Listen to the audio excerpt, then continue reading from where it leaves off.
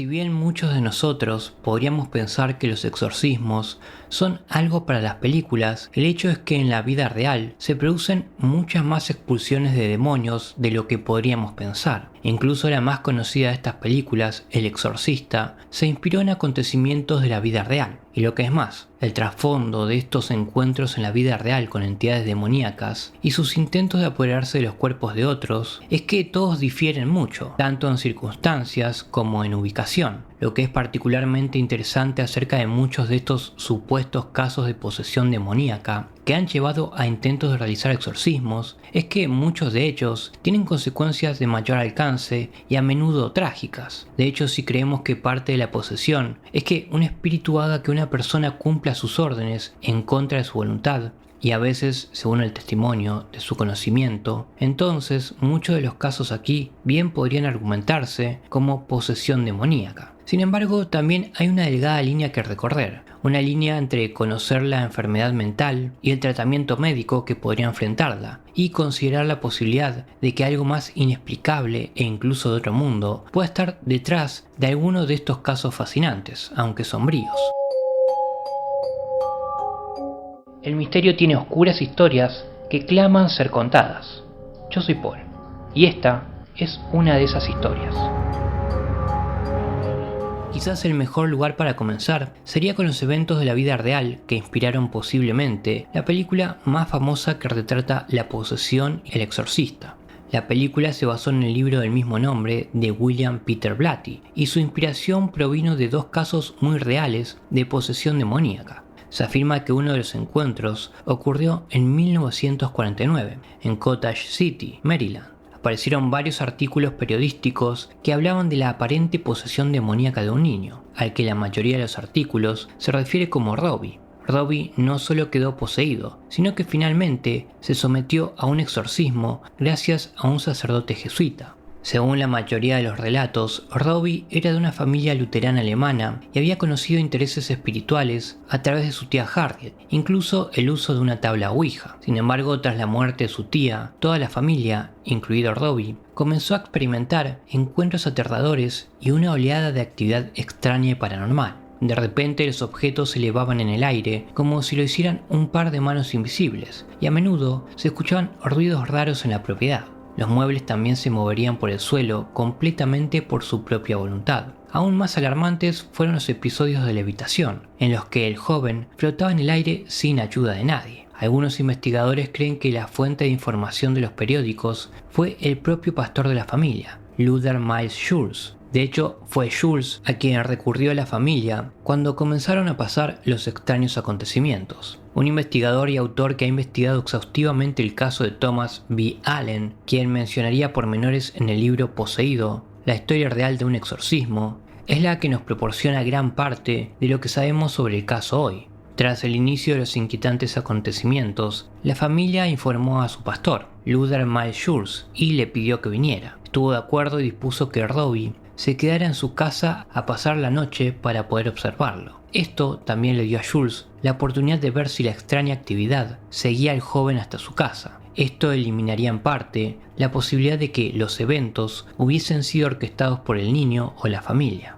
Se informó que Schulz efectivamente fue testigo de una actividad extraña la noche que Robbie pasó con él en la casa. Afirmó haber visto muebles, adornos y otros artículos del hogar moviéndose solos, así como ruidos extraños e inquietantes. Al final aconsejó a la familia que contactaran a un sacerdote católico y lo buscaran para realizar un exorcismo.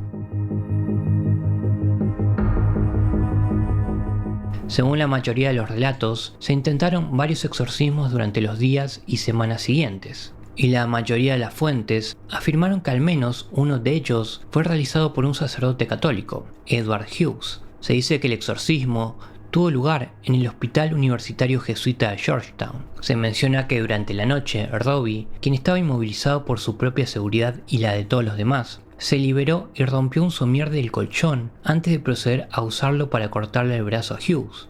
Tras el ataque, el exorcismo terminó inmediatamente. Tras este primer intento de exorcismo, la familia decidió tomar el asunto en sus propias manos. Se llevaron a Robbie a San Luis para visitar a sus familiares y consultar con un sacerdote y profesor de la universidad de esa ciudad. Después de enterarse del caso, se informó al sacerdote jesuita William Bowden, quien hizo arreglos para visitar a la familia mientras estaban en San Luis. Ellos también afirmarían haber presenciado muchos eventos extraños mientras estaban en la casa, incluidos objetos lanzados por el aire y la cama temblando furiosamente por sí sola. Quizás lo más inquietante fueron las veces que el joven hablaba en un idioma extraño con una voz que sonaba diferente a la de él. Después de haber presenciado los extraños acontecimientos, Bowden dispuso que se realizara otro exorcismo, esta vez en el hospital Alexian Brothers de St. Louis. Por cierto, uno de los últimos sobrevivientes que presenció los hechos fue el sacerdote jesuita Walter Halloran, al cual llamaron para ayudar a Bowden con el exorcismo. Sorprendentemente, más tarde daría fe de haber visto palabras como mal e infierno aparecer en el cuerpo del joven durante el exorcismo. Afirmaría además que también tenía muchos otros rasguños y marcas que aparecieron en su cuerpo como surgidos de la nada. Los demás testigos también presenciaron cómo el colchón de la cama temblaba incontrolablemente. En un momento, Robbie atacó y le rompió la nariz a Halloran. Sin embargo, el exorcismo parecía haber funcionado y, según el relato, Robbie volvió a mezclarse con el anonimato y nunca volvió a preocuparse, al menos hasta donde el público sabe, por fenómenos paranormales similares. Sin embargo, décadas después, antes de su muerte, Halloran afirmó que aunque estuvo ahí y que los hechos pasaron, no podía dejar constancia de que el niño estaba definitivamente poseído, porque no se sentía calificado para hacerlo. Para algunas personas esto fue una discreta señal de escepticismo por parte de Halloran. No se sabe del todo si este sería el caso o no. Sin embargo, es difícil precisar que el caso sea completamente exacto en cuanto a los hechos, y es a esas áreas de preocupación a las que centraremos nuestra atención a continuación. Quizás el mejor lugar para comenzar a examinar la validez de tales afirmaciones sea con el pastor de la familia, Luther Miles Schultz, y el hecho de que tenía un intenso interés en la parapsicología. Si bien esto no es necesariamente una prueba de que pudo haber entrado en el caso con una mente parcial y haber informado sobre cosas que eran prueba de fenómenos extraños, sin duda es una acusación que ha sido formulada por escépticos, entre ellos a la luz de la negativa de Halloran a confirmar que el joven estaba poseído por un espíritu maligno. Quizás valga la pena señalar que el parapsicólogo J. Berdine también se mostró al menos parcialmente escéptico sobre los acontecimientos relatados por Schultz, específicamente los ocurridos en su casa, afirmando que era posible que exagerara inconscientemente alguno de los acontecimientos de esa noche. Sin embargo, también debemos tener en cuenta que muchas personas presenciaron sucesos extraños y paranormales. Alrededor de 40 personas estuvieron presentes solo para el eventual exorcismo. Un investigador que se interesó en el caso y en última instancia se mostró muy escéptico ante las afirmaciones fue Mark Opsanik. Resaltaría que Halloran, a pesar de lo que se había informado, no había escuchado cómo la voz del niño cambiaba a una que no fuera la de él, y que Opsanik sospechaba que las frases y palabras en latín que usó probablemente eran las que había escuchado de los propios sacerdotes. Básicamente creía que Robbie no era más que un bromista que buscaba llamar la atención y que había orquestado todos los acontecimientos. Opsanik incluso resaltaría las palabras y los rasguños que de repente aparecieron en el cuerpo del niño. Observó que ninguno de los presentes, incluido Halloran, revisó las uñas de Robbie para ver si de hecho él mismo se había hecho las lastimaduras. Que algo sucedió no parece estar en duda. Quizás esté abierto a debate si esos eventos fueron de verdadera naturaleza paranormal. Sin embargo, sea cierto o no, los informes de los eventos sirvieron para inspirar la película El Exorcista. Los acontecimientos verdaderamente inquietantes ocurridos en 1634 en Loudoun también sirvieron para inspirar a Blatty. Según la mayoría de los relatos, varias monjas afirmaron que estaban poseídas por espíritus malignos después de sueños ilícitos, entre comillas, persistentes que habían tenido sobre un sacerdote en particular llamado Urbain Grandier. Se afirma que durante el exorcismo de estas monjas hicieron muchas declaraciones blasfemas e incluso hicieron movimientos sexuales hacia los propios sacerdotes. Estas acciones suenan casi idénticas a alguna de las escenas de la película, y sin duda fueron las responsables de influir en ellas. Quizás lo más preocupante sea que Grandier finalmente fue arrestado y acusado de haber cometido un delito, siendo sometido a diversos métodos de tortura de la Iglesia. Centraremos nuestra atención ahora en otro caso famoso y cuestionable, y tal vez mucho más desgarrador: la aparente posesión y exorcismo de Anneliese Michel en Baviera, Alemania Occidental, en 1975 y 76. También inspiraron varias películas. Quizás la más conocida sea El exorcismo de Emily Rose del año 2005, casi 3 décadas después de los trágicos acontecimientos. Michel creció en una familia católica, que era particularmente estricta en sus creencias, pero en gran medida tuvo una educación normal. Luego, sin ningún motivo que se pudiese determinar, cuando tenía 16 años, de repente perdió el conocimiento en la escuela. Después de este episodio, parecía estar en un aturdimiento o trance permanente. Cuando finalmente volvió a la normalidad, afirmó no recordar que hubiese pasado algo extraño. El incidente fue olvidado en gran medida hasta un año después, cuando volvió a despertar en un extraño estado parecido a un trance, esta vez convulsionando e incluso mojando la cama. Una vez más, no recordaba el episodio cuando volvió en sí, pero su familia ahora buscó ayuda médica. Finalmente le diagnosticaron epilepsia del lóbulo temporal. Esta condición provoca pérdidas de conocimiento, convulsiones y en ocasiones alucinaciones. Con medicación regular pudo controlar su estado y continuó sus estudios en la Universidad de Würzburg. Sin embargo, a medida que transcurrió su primer año en 1973, los medicamentos cada vez hacían menos efecto y ella se volvió cada vez más retraída. Peor aún, estaba empezando a alucinar extrañas caras de diablo mirándola, además de escuchar voces que le decían que estaba maldita.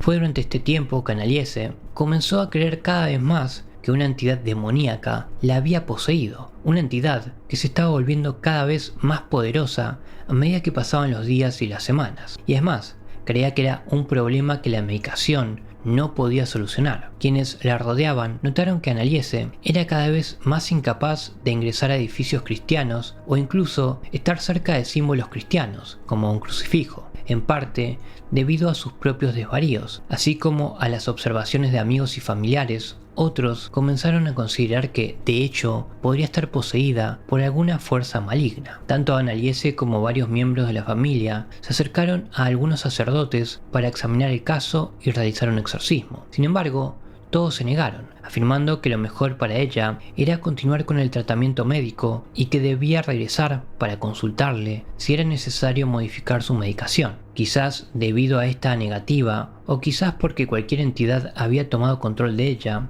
su estado mental y su condición general comenzaron a deteriorarse rápidamente y ella actuaría de la manera más extrema. Por ejemplo, se arrancaba la ropa del cuerpo en momentos aleatorios o realizaba cientos de sentadillas sin parar. En otras ocasiones, se escondía debajo de la mesa o detrás de los muebles, haciendo a menudo ruidos de animales. En un incidente particularmente sombrío, le arrancó la cabeza de un mordisco a un pájaro muerto. Como resultado de este comportamiento continuo y creciente, la familia buscó ayuda de otro sacerdote, solo que esta vez, el sacerdote en cuestión era Ernst Alt, y estuvo de acuerdo en que ella estaba poseída por un espíritu maligno y afirmó que se justificaba un exorcismo.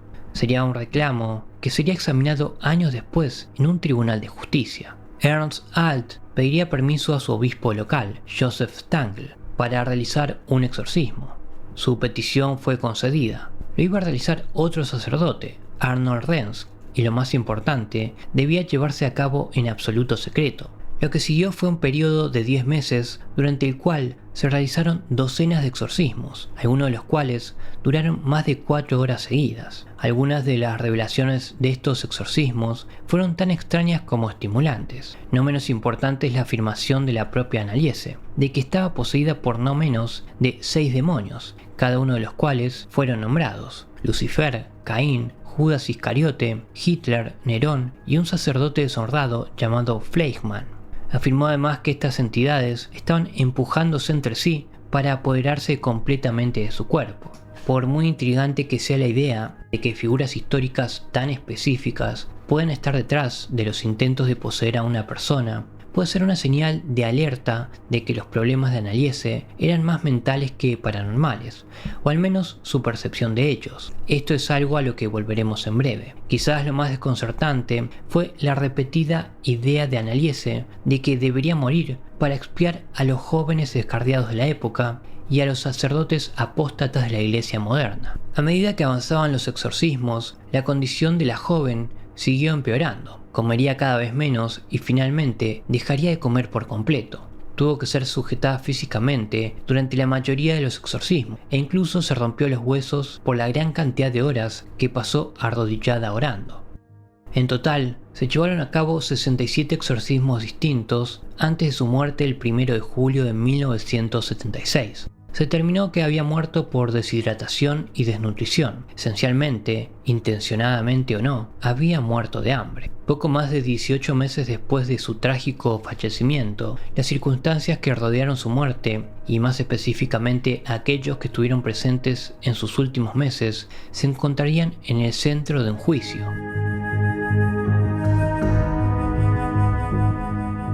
Tras la investigación sobre su muerte, sus padres, así como los sacerdotes Ernst Alt y Arnold Renz, fueron arrestados y acusados de homicidio por negligencia.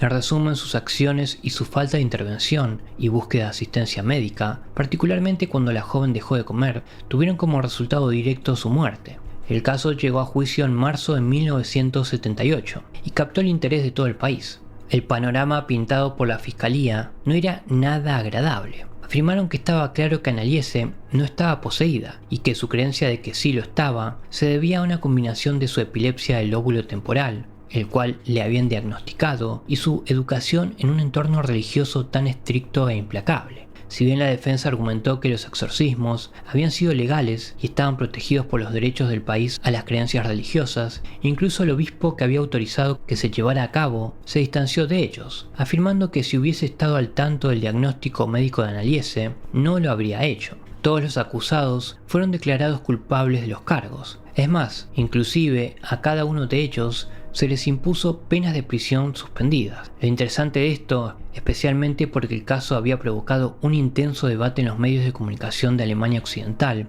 sobre la anticuada actitud de la Iglesia hacia lo que era, esencialmente, una enfermedad mental, es que estas sentencias eran mucho más de lo que la Fiscalía había pedido, que simplemente era una multa y un veredicto de culpabilidad. Mostró cuán seriamente las autoridades tomaban tales actitudes por parte de la Iglesia Católica. Y casi con certeza, como resultado de esto, el número de exorcismos por parte de la Iglesia Católica autorizados en el país bajó drásticamente. En última instancia, ya sea que Anneliese estuviese poseída o no, hubo muchas ocasiones en las que la intervención de sus padres o de cualquiera de los sacerdotes podría haberle salvado la vida, incluso en los últimos días. Sin embargo, un extraño giro, décadas después del caso, el 6 de junio de 2013, la casa en la que vivía Anneliese y donde soportó meses de tortuosos exorcismos, sufrió un importante incendio. Y aunque el daño fue reparable y se consideró un caso de incendio provocado, comenzaron a circular muchos rumores de que el fuego fue causado por su espíritu, que aún debía residir dentro de las paredes del edificio.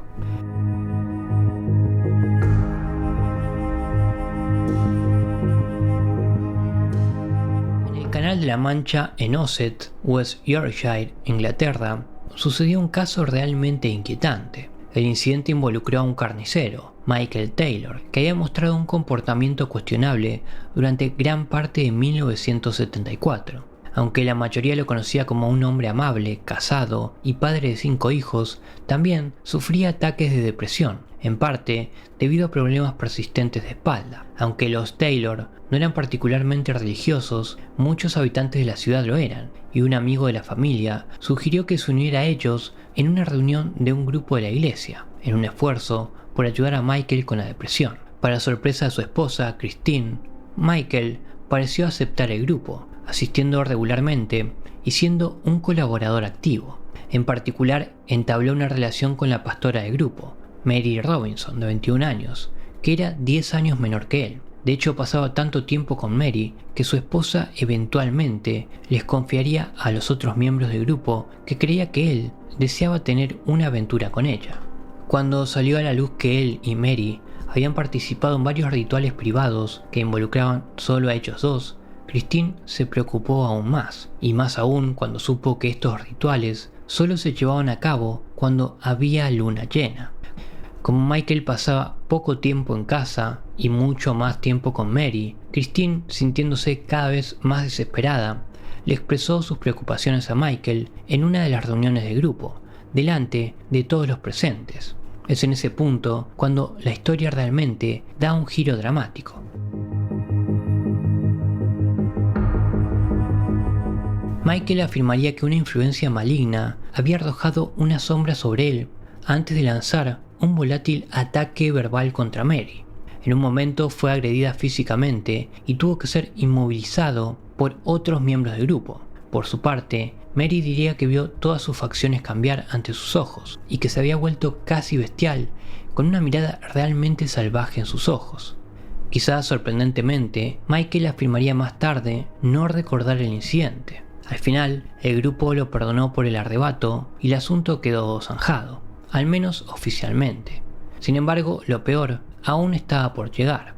A pesar de sus esfuerzos por olvidarse de los extraños episodios, rápidamente se hizo evidente para todos los miembros del grupo que algo andaba mal con Michael. Es más, en lugar de mejorar o incluso estabilizarse, claramente estaba empeorando. Cuando se pidió a los ministros locales que pasaran por alto la situación, se discutió la verdadera cuestión de si realmente podría estar poseído por una entidad demoníaca y en última instancia se decidió que un exorcismo sería lo mejor para él. Dos de los ministros realizarían el exorcismo, Peter Vincent y Raymond Smith, que tuvo lugar poco antes de la medianoche del 5 de octubre de 1974 en la iglesia de St. James en Barnsley. Durante el exorcismo, Michael reaccionó violentamente, convulsionando, escupiendo y gritando obscenidades. El exorcismo duró hasta la mañana siguiente, tiempo durante el cual se llevaron a cabo algunas actividades cuestionables, como empujarle a la fuerza un crucifijo en la boca y empaparlo repetidamente con agua bendita.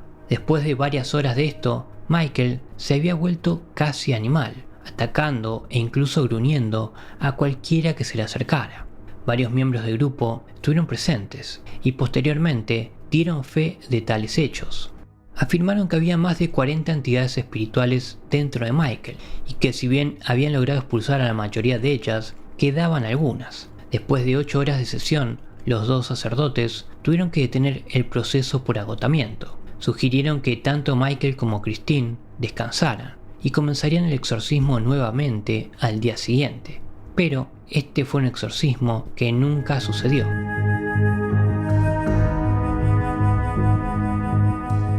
Poco antes de las 10 de la mañana del 7 de octubre, el agente Ian Walker conducía su auto por el vecindario donde vivían los Taylor. Para su sorpresa, ahí, en medio de la carretera, desnudo, confundido y cubierto de sangre, estaba Michael Taylor. Cuando Walker detuvo el auto y se acercó cautelosamente, este se tumbó en el suelo y se acurrucó. Walker recordó que decía repetidamente: "Es la sangre de Satanás". Cuando Walker se dio cuenta de la actividad que había en la carretera, notó que otro auto de la policía ya estaba estacionado afuera de la propiedad. Se enteró de que los vecinos habían llamado a la policía debido a un disturbio proveniente de la casa de los Taylor. Cuando el policía caminó hacia la propiedad, de repente vio a su inspector salir corriendo por la puerta principal. Se quedó ahí un momento y luego se dobló y vomitó.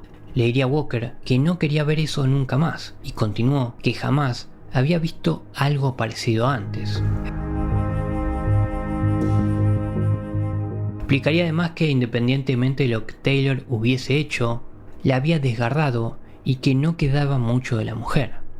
Cuando Walker entró a pesar de la advertencia de su inspector, se dio cuenta de que la mujer en cuestión era Christine Taylor, la esposa de Michael. El lugar era un escenario de absoluto caos y destrucción, con sangre salpicada y bañada en casi todas las paredes y superficies. También había lo que parecía ser materia cerebral en el suelo. Cerca estaba el cuerpo de Christine Taylor y el canino de la familia, cada uno de ellos apenas reconocible. Más tarde saldría a la luz que a eso de las 9:30 am, solo minutos antes de la llegada del auto de policía, Michael Taylor había estrangulado a su esposa antes de desgarrarle y arañarle la cara. Su desafortunado can, aparentemente, había sufrido un ataque brutal similar, con daños en sus 4 extremidades. No hace falta decir que Michael fue arrestado y puesto bajo custodia. Una vez ahí, comenzaría a revelar qué había sucedido y por qué. Cuando le pidieron a Michael que les contara lo que había pasado, él comenzó contándoles el exorcismo del día anterior. Según los registros policiales de su declaración, afirmaría que quienes habían realizado el exorcismo habían bailado a su alrededor y lo habían mantenido en la iglesia toda la noche. Luego afirmaría que el poder estaba en él y que no podía deshacerse de él, ni ellos tampoco. Quizás fue la última parte de esta respuesta inicial la más escalofriante. Le diría a los agentes que era demasiado tarde y que una fuerza dentro de él lo obligaba a destruir todo lo que vivía dentro de la casa. Durante el interrogatorio afirmó que amaba profundamente a su esposa y que no recordaba nada en absoluto sobre el ataque. Sin embargo, cuando le preguntaron cómo se sentía en ese momento, respondía que se sentía liberado y que el mal en ella había sido destruido. Fue rápidamente acusado del asesinato de Christine y puesto en prisión preventiva en espera de juicio. El crimen rápidamente atrajo la atención nacional de los periódicos, y dados los antecedentes del caso, combinados con la película recientemente estrenada El Exorcista, muchas personas mostraron un intenso interés en el próximo juicio, el cual comenzó en marzo de 1975, y Michael, nuevamente, testificando en su defensa, afirmó que no recordaba haber matado a su esposa y que estaba bajo la influencia de fuerzas oscuras y malignas. Además, ofreció, sincero o no, que su esposa, a quien afirmó haber amado mucho, también estaba poseída por una entidad maligna. Su defensa también dirigió su atención al grupo de la congregación, a quien esencialmente compararon con una secta, y fue más allá, afirmando que el grupo había encendido la mecha del eventual horrible asesinato con sus ideales religiosos deformados. El abogado defensor, el señor Ognall, sería particularmente contundente cuando afirmó que sostenemos que Taylor es una mera cifra. La verdadera culpa está en otra parte. La religión es la clave. Aquellos a quienes se ha hecho referencia como evidencia, y esos clérigos en particular, deberían estar con él en espíritu ahora en este edificio y cada día que está encarcelado en Broadmoor, y no menos importante, el día que debe soportar el amargo reencuentro con sus 5 huérfanos de madre. ¿Podrían los rituales privados entre Mary y Robinson haber sido una especie de catalizador que resultó en un asesinato? ¿Cuáles eran exactamente estos rituales y por qué tuvieron lugar? ¿Y qué hay del entusiasmo con el que los ministros locales llevaron a cabo un exorcismo? Un exorcismo que parece estar más en línea con los métodos de la Inquisición de la Edad Media. En el caso de Michael Taylor, finalmente, fue declarado inocente de asesinato por motivo de locura. Fue sentenciado a 2 años en el Broadmoor Secure Hospital, declarado legalmente loco por el Estado. Después de estos 2 años, fue transferido a Bradford Royal Infirmary y finalmente fue liberado a principios de la década de 1980. Tenemos que preguntarnos si Michael Taylor padecía una auténtica locura. ¿Fue realmente rehabilitado en un grado satisfactorio en solo 4 años? Y sobre todo, ¿estaba realmente poseído por una entidad maligna que temporalmente se apoderó de sus pensamientos y acciones para sus propios fines? ¿O fueron estos apagones signos genuinos de una enfermedad mental por parte de Taylor? Quizás valga la pena señalar que el hombre volvió a comparecer ante el tribunal en el año 2005, acusado de tocar indebidamente a un adolescente, y finalmente se le ordenó volver a recibir atención psiquiátrica una vez más. Lo interesante de este sombrío asunto es que Taylor le había dicho a la policía cuando fue arrestado que todo era su culpa y les preguntó si tenía que volver a Broadmoor por matar a su esposa.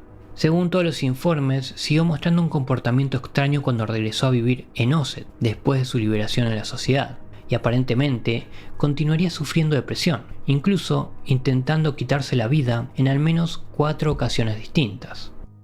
Michael Taylor estaba mentalmente enfermo hasta el punto de que en un momento perdió el conocimiento y asesinó brutalmente a su esposa, o realmente estaba sometido a los poderes de alguna fuerza oscura que lo superó por completo. Es un caso que sigue fascinando a muchos en diferentes campos, desde el de la psiquiatría y la criminología, y a quienes contemplan que la noción de posesión demoníaca tiene más validez de la que a muchos le gustaría siquiera considerar. Por cierto, el intento de exorcismo de Michael Taylor fue el último ritual de este tipo relacionado con la iglesia anglicana, que fue objeto de un gran ataque por parte del público en general. Y si bien se mantienen firmes y se distancian de la noción de exorcismos, no hay duda de que todo el episodio los reflejó de una muy mala manera.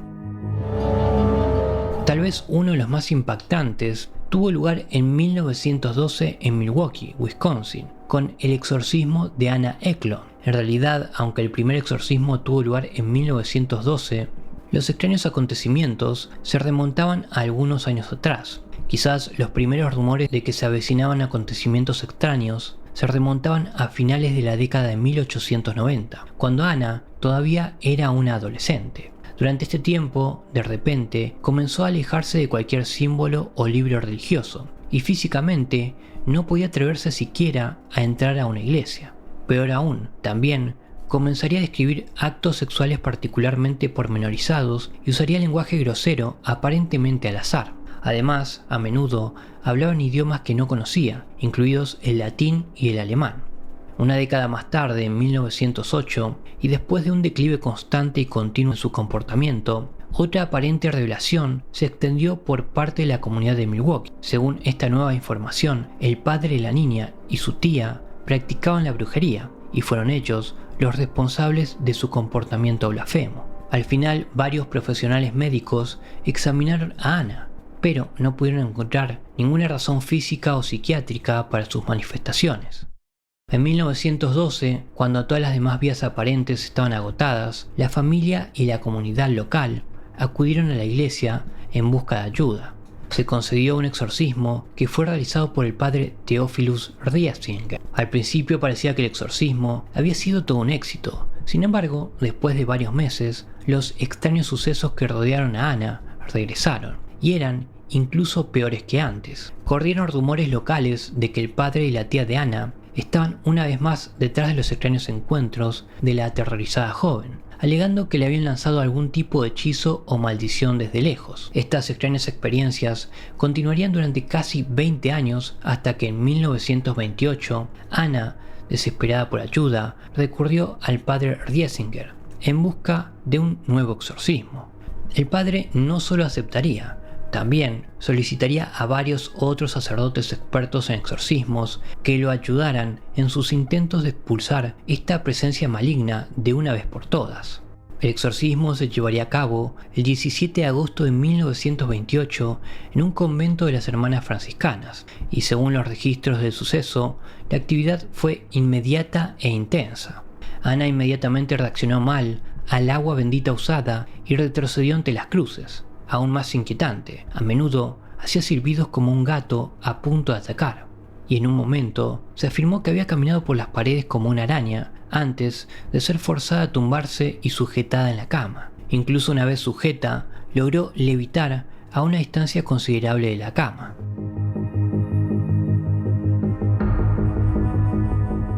Durante el exorcismo, ella soltaba aullidos y gritos y vomitaba un líquido siniestro. Aún más alarmantes, sin embargo, fueron los cambios físicos en su apariencia que fueron presenciados por los presentes. Su cabeza y sus labios se hincharon notablemente, mientras sus ojos se salían de sus órbitas de una manera antinatural. Algunas personas informaron que todo su cuerpo pareció aumentar de tamaño ante sus ojos antes de volver a sus dimensiones normales. Además, esto sucedió en varias ocasiones diferentes. En total hubo 3 exorcismos separados, que tuvieron lugar durante un periodo de 23 días. Durante el transcurso de esas sesiones, los sacerdotes pensaron que al menos 4 espíritus diferentes buscaban tomar posesión del cuerpo de Anna, y uno de ellos afirmaba ser el propio Belcebú. Sin embargo, fueron 2 de los espíritus menos conocidos los que quizás fueron más reveladores. Se creían que eran los espíritus de su padre y de su tía, quienes ya habían muerto. Parecía que a pesar de la intensa naturaleza de los exorcismos, finalmente tuvieron éxito, y Anna, de repente, se sentó como si la hubieran sacado de un trance. Su caso es quizás uno de los más creíbles jamás registrados, y sin duda uno que merece un estudio más profundo.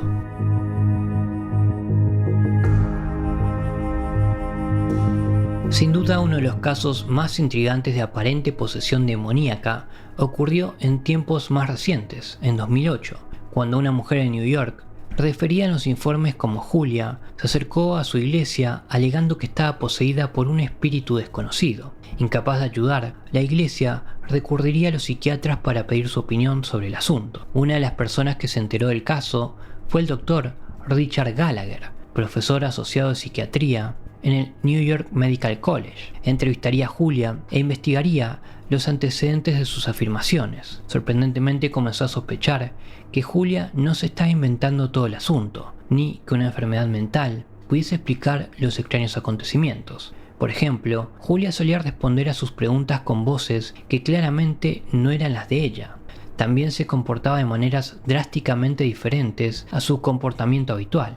Lo más raro de todo es que cualquier tipo de artefacto o símbolo religioso la hacía retroceder. Gallagher también notó que Julia entraba en estados de trance, y a menudo, mientras se encontraba en estos estados, tenía un lenguaje soez y hacía amenazas, a menudo en voces que claramente no eran las de una mujer. Explicaría que estas voces eran a menudo guturales y vagamente masculinas. Quizás lo más inquietante para el Dr. Gallagher fue que durante las conversaciones telefónicas que mantenía, estas mismas voces aparecían en la línea de la nada y luego desaparecían nuevamente. Convencida más que nunca de que Julia estaba experimentando algo de naturaleza paranormal, se organizó un exorcismo al que asistió Gallagher. Lo que presenció esa noche cambiaría sus sistemas de creencias para siempre. A medida que avanzaba el exorcismo, Gallagher fue testigo de cómo Julia levitaba mientras la habitación se calentaba intensamente.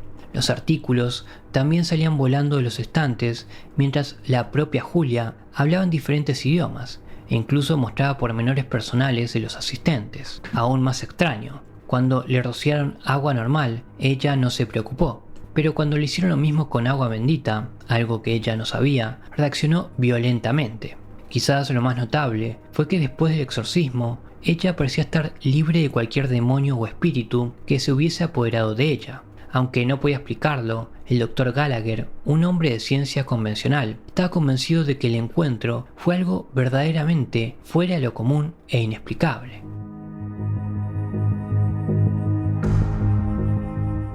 Como podemos ver entonces, si bien hay algunos casos en los que la posesión puede no haber sido la causa de alguno de los comportamientos extraños que hemos examinado, otros no pueden descartarse tan fácilmente. Por supuesto, sigue abierto a debate si eso significa que la noción de que una persona está siendo alcanzada por un espíritu o entidad maligna es exacta, o si es el resultado de las complejidades de la mente humana. Quizás la idea de posesión demoníaca esté tan alejada del proceso de pensamiento del siglo XXI que la noción sea inmediatamente descartada sin consideración. De hecho, lo que se consideraba y se sigue considerando actualmente, al menos para algunos, como magia negra y poderes ocultos, es casi seguro que algún día será explicado por la ciencia. Quizás aún no se ha determinado si entender las posesiones altera nuestra perspectiva científica o al revés. La realidad es que la creencia en la posesión demoníaca persiste mundialmente, aunque no para todos. A menudo, personas consideradas poseídas enfrentan rituales severos y trágicos, con pocos sobrevivientes. Entender mejor la posesión, sea real o psicológica, podría salvar vidas.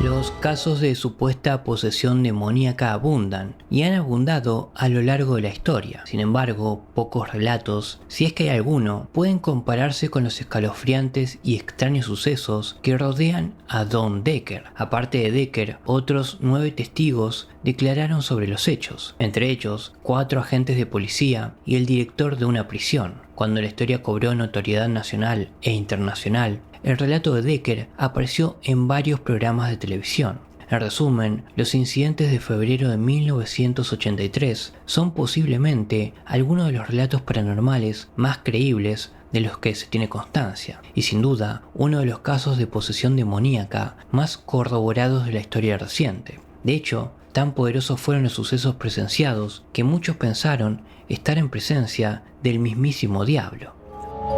Otros afirman, aunque es casi seguro que el incidente fuera de naturaleza sobrenatural, que es más probable que fuera resultado de energía psicoquinética, una energía oscura y retorcida que se había acumulado a lo largo de toda una vida debido, como veremos, a una infancia de abusos. Que algo sucedió, sin embargo, está más allá de cualquier duda razonable. El investigador de lo paranormal, Peter Jordan, que junto con su compañero investigador Chip Decker, sin parentesco, afirmaría que el caso de Donald Decker era, con diferencia, el más fascinante e importante en el que había participado personalmente. Todo comienza en la mañana gris y fría del 26 de febrero de 1983, en la tranquila ciudad de Stroudsburg, Pensilvania, mientras disfrutaba de un permiso compasivo del correccional del condado de Murdoch. Don Decker se despedía de su difunto abuelo, James Kershaw, quien mientras asistía a su funeral. Sin embargo, no fue una despedida afectuosa, fue una llena de angustia, odio y venganza, y era fácil entender por qué. Kershaw había abusado de Decker desde que tenía 7 años. Ahora era todo lo que podía hacer para mantener esos oscuros sentimientos ocultos bajo una pena fingida. Decker estaba cumpliendo una condena de 12 meses por recibir bienes robados. No era el tipo de delincuente profesional, pero su familia, y en particular su madre, casi lo había repudiado. En parte, esta fue la razón por la que visitó la casa de unos amigos íntimos de la familia, Bob y Jenny Keifer, después de haber tomado todo lo que pudo en el funeral. Ahí pasaría el resto de su permiso hasta que regresara escoltado a la prisión. Fue aquí, en algún momento de la noche, donde algo le ocurrió a Don, algo extraño que le cambió la vida y algo demasiado aterrador. Lo que pasó, sin duda, uno de los acontecimientos más surrealistas de los que se tiene constancia, y lo que es más, se mantuvieron en gran medida fuera de la escena pública durante casi una década. En algún momento de la noche, Decker fue al baño, y mientras estaba ahí, sintió de repente un profundo escalofrío. Sintiéndose débil, cayó al suelo. Desorientado y como si estuviese en una especie de trance, se tumbó en el suelo de baldosas intentando volver a concentrarse. Antes de que pudiera, su abuelo apareció sobre él. Al mismo tiempo, delante de sus propios ojos, aparecían de la nada cortes y arañazos en su brazo. Consiguió arrancarse del solitario cuarto de baño, precipitándose escaleras abajo hacia sus anfitriones. Ambos brazos sangraban abundantemente por las heridas infligidas por asaltantes desconocidos y totalmente invisibles. Le contó a Bob lo que había pasado en el cuarto de baño, confundido por lo que estaba pasando. Antes de que pudiese terminar su relato, se escucharon fuertes y frenéticos golpes en toda la propiedad de los Keifer. El agua caía con tanta fuerza que parecía que estuviese lloviendo ahí mismo, en el salón de los Keifer. El propio Decker apareció de nuevo vidrioso y como si hubiese vuelto a entrar en un extraño trance. Sin saber qué hacer y temiendo que la propiedad sufriera daños, Bob telefoneó al propietario, Ron Van Wy. Cuando llegó, la situación se había agravado. El agua seguía cayendo desde arriba, pero incluso parecía burbujear por el suelo. Van Wy declararía años más tarde, cuando varios programas de televisión se ocuparon de documentar el caso, lo siguiente: no había una dirección básica de la que procediera, podía venir de cualquier parte. Incapaz de localizar la fuente de la fuga y dado el estado de trance en el que se encontraba Decker, se llamó a la policía local. Los agentes Richard Wolbert y John Vaughan llegaron poco después a una escena diferente a todas las que habían visto hasta entonces. Vaughan declararía más tarde en entrevistas televisivas lo siguiente: sentí literalmente un escalofrío. Esta era una situación en la que estaban pasando cosas que nunca jamás había soñado que pudiesen suceder, y no había forma de explicar qué estaba pasando.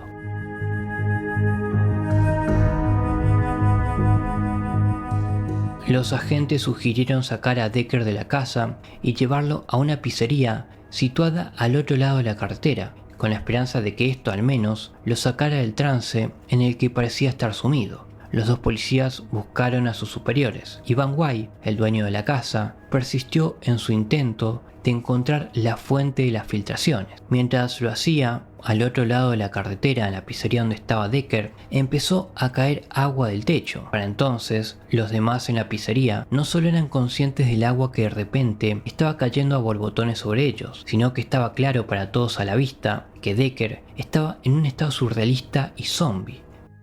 Mientras la dueña de la pizzería, Pam, observaba los acontecimientos y en particular al propio Decker, de repente tuvo la idea de que tal vez estaba poseído por algo demoníaco. Según informes de los presentes en el lugar de los hechos, colocó un pequeño crucifijo que guardaba en la caja registradora sobre la piel de Decker. Al instante, una marca de quemadura apareció en su piel donde había estado la cruz, y Decker gritó de dolor antes de salir aparentemente de la influencia bajo la que estaba. Pam diría del incidente con el crucifijo lo siguiente: no había forma de que alguien pudiese gastar una broma así, era real. Donnie lo estaba haciendo él mismo, lo estaba haciendo sin darse cuenta que lo estaba haciendo.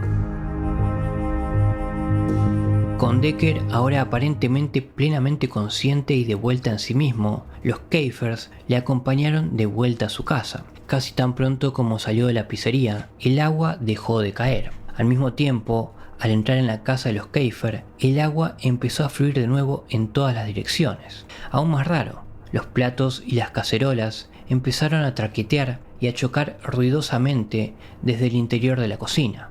Van Wai, ahora igual de frustrado y suspicaz, acusaba a Bob y Decker de gastarle una broma. La discusión fue subiendo de tono. Solo se detuvieron cuando Decker fue levantado del suelo por alguna mano sobredimensionada e invisible y arrojado de bruces contra la pared de la cocina. Al día siguiente, los agentes Vaughan y Wolbert volverían a la propiedad de los Keifer, donde Decker seguía alojado. Llevarían con ellos a sus compañeros, Bill Davis y John Randall. Su superior, Gary Roberts, no estaba nada convencido de nada fuera de lo normal y ordenaría a los dos agentes que se olvidaran del asunto, pero no pudieron. Sin embargo, todo había vuelto aparentemente a la normalidad en la casa de los Keifer. No corría el agua y Decker ya no estaba bajo ningún tipo de hechizo demoníaco. Sin embargo, cuando Davis le pidió a Decker que le siguiera la corriente y sostuviera un crucifijo de oro que poseía, las cosas empezaron a cambiar. Decker, evidentemente incómodo, declaró que la cruz estaba caliente y le quemaba la piel. Mirándolo con desconfianza, Davis fue a recuperar la cruz de oro. Fue entonces cuando Decker levitó a varios metros de suelo, antes de que una fuerza excesivamente fuerte e invisible lo arrojara por la habitación como si fuese un juguete desechado. Como había ocurrido el día anterior, empezaron a aparecer extrañas heridas en el cuerpo del hombre, delante de los agentes presentes, lo que hizo que los 4 testigos retrocedieran aterrorizados. Es que estas heridas parecían ser cortesía de algo con garras afiladas como cuchillos. Una en particular apareció justo en su garganta, que tuvo suerte de no dañar ninguna arteria. El oficial Rendell afirmaría más tarde: no tengo respuesta para esto en absoluto. A su regreso a prisión varios días después, se desvaneció cualquier esperanza de que los extraños incidentes terminaran. En su lugar, aumentaron y trasladaron su morada a la celda de Decker. Esta vez, sin embargo, parecía que el propio hombre era capaz de controlar este poder. Los primeros días de vuelta en el correccional habían transcurrido sin incidentes. Sin embargo, Decker empezó a preguntarse si podía hacer que el agua entrara y saliera a voluntad. Sin saber lo que hacía, declararía años más tarde que se concentraría en que el agua apareciera. Para su sorpresa, así fue. Al ver el efecto que su nueva habilidad parecía tener en los guardias de la prisión, Decker casi les provoca con su don, afirmándoles que había hecho llover en su celda. Cuando el incidente y los informes de la experiencia del hombre durante su permiso llegaron a los oídos del director de la prisión, David Kenhold, este se convenció rápidamente de que el caso era una posesión demoníaca. No tardó en llevar el incidente al ministro de la prisión, el reverendo William Blackburn. Blackburn se mostró más que escéptico con Decker y le dijo sin rodeos que todo estaba en su cabeza. Fue entonces cuando Decker entró en el estado de trance en el que se encontraba en casa de los Keifer. Un olor desconocido pero vil impregnó la habitación donde los dos hombres estaban sentados. Entonces el agua comenzó a manar de nuevo. El reverendo declararía más tarde sin reservas que estaba en presencia del mal. Comenzó a leer apresuradamente en su Biblia, que según observó, a pesar de que toda la habitación estaba empapada de agua, permanecía completamente seca. El exorcismo pareció funcionar y Decker volvió a su comportamiento habitual. El olor abominable desapareció y el empapamiento cesó. Blackburn declararía más tarde que no tenía ninguna duda de la posesión. Es imposible que un humano pudiese hacer lo que hizo en esa habitación. El episodio marcaría la última vez conocida de incidentes de este tipo en los que se viera implicado a Decker. Cumpliría el resto de su condena y luego, aparte de contar su historia a varios programas de televisión paranormales, viviría una vida relativamente tranquila. Eso por un tiempo. ya que sería detenido de nuevo en el año 2012. El cargo en esta ocasión fue incendio provocado de un restaurante. Finalmente, quedaría en libertad bajo fianza, pero para algunos el incidente dañaría su credibilidad. Algunas fuentes afirman que el incendio formaba parte de una estafa al seguro y aunque Decker estaba implicado, el dueño del restaurante también se enfrentaba a los mismos cargos.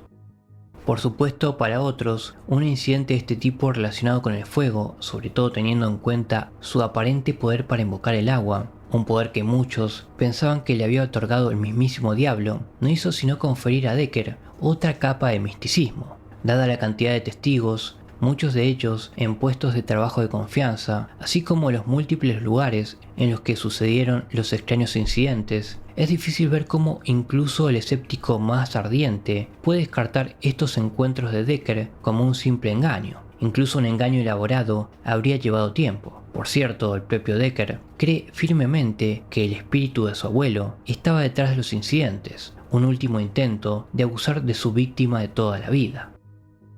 Un investigador paranormal, Robert Bartolomé, es uno de esos escépticos que, entre otras cosas, se fija en la falta de pruebas fotográficas o de videos de los incidentes. Quizás sea un punto justo, ya que tras la confusión de los sucesos iniciales, hubo amplias oportunidades para capturar tales pruebas. Sin embargo, lo cierto es que nunca sabremos con certeza quién o qué estuvo detrás de los acontecimientos de principios de 1983.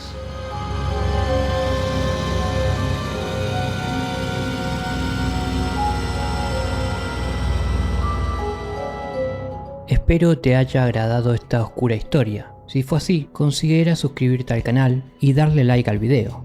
Que tengas una buena noche.